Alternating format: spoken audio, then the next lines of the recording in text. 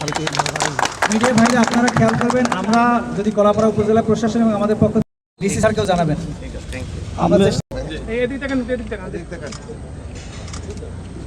ঠিক আছে, এমপি স্যারকে, স্যার বিশেষ কারণে থাকতে পারেননি।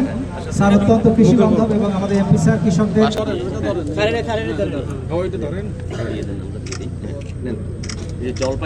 আসলে সারা বাংলাদেশের মতো পটুয়াখালী জেলায়ও যে কৃষি সম্প্রসারণ অধিদপ্তর রয়েছে, তার মাধ্যমে সরকার জেলার প্রান্তিক কৃষক যারা রয়েছেন তাদেরকে আমনের বীজ, সাথে সার, তারপরে 5 বছরে 25 কোটি বৃক্ষরোপণ কর্মসূচির আওতায় অনেকগুলো গাছ, যেমন কলাপাড়া উপজেলায় 7,000 গাছ, 7,000 গাছের টার্গেট রয়েছে। তো সেখানে নারকেল গাছ এবং বিভিন্ন ফলজ এবং বনজ গাছও সরকার কৃষকদের মাঝে বিতরণ করার জন্য দিয়েছেন। আমরা আজকে সেটি এখানে আনুষ্ঠানিকভাবে কৃষকদের হাতে তুলে দিয়েছি।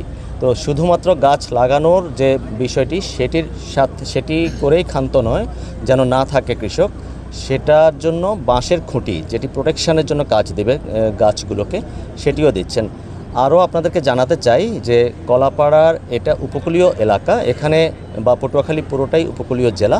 এখানে গোল চাষ হয়, গোল পাতা চাষ, এবং গোল পাতার যে গুড় হয় গোলের রস থেকে, সেটিকে একটু এনকারেজ করার জন্য সরকার কৃষকদের মাঝে কিছু উপকরণ, সেটি হচ্ছে যে কিছু পাত্র, খুন্তি, এরকম কিছু গ্লাভস, এরকম কিছু জিনিসপত্র সেটিও দিচ্ছেন এবং আমরা সেটি পরবর্তীতে বিতরণ করব। তো আমি মনে করি যে এটি একটি চমৎকার উদ্যোগ এবং উপজেলা প্রশাসন আজকে যে একদম ওপেনলি এটা ডিস্ট্রিবিউট করেছে, এখানে উপজেলা প্রশাসন এবং প্রকারান্তর উপজেলা কৃষি সম্প্রসারণ অধিদপ্তর, উপজেলা কৃষি অফিস, তাদের যে স্বচ্ছতা সেটির বহিঃপ্রকাশ বলে মনে করব। ধন্যবাদ। আমরা জানি যে আমাদের মাননীয় প্রধানমন্ত্রী জনাব তারেক রহমান তথা বর্তমান সরকারের যে নির্বাচনী প্রতিশ্রুতি ছিল যে প্রতি 5 বছরে 5 কোটি করে, মোট 5 বছরে 25 কোটি বৃক্ষরোপণের যে কর্মসূচি ছিল, তারই অংশ হিসেবে আমরা কৃষি বিভাগ এবং উপজেলা প্রশাসনের সহায়তায় আমাদের কৃষি পুনর্বাসন কার্যক্রম এখানে সম্পন্ন করতেছি।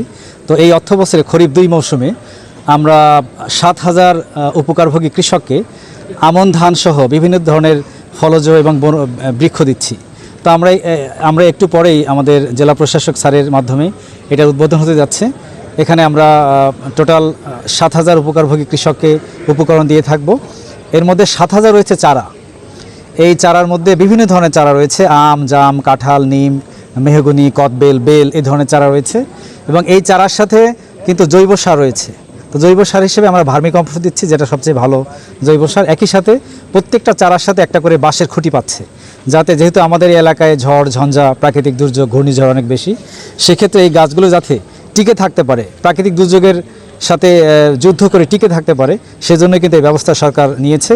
এবং তারই অংশ হিসেবে আমরা কৃষি বিভাগ, আমাদের উপসহকারী কৃষি অফিসার সহ আমরা মাঠ পর্যায়ে কৃষকের সাথেই এই প্রণোদনা বাস্তবায়নের জন্য নিরলসভাবে কাজ করে যাচ্ছি।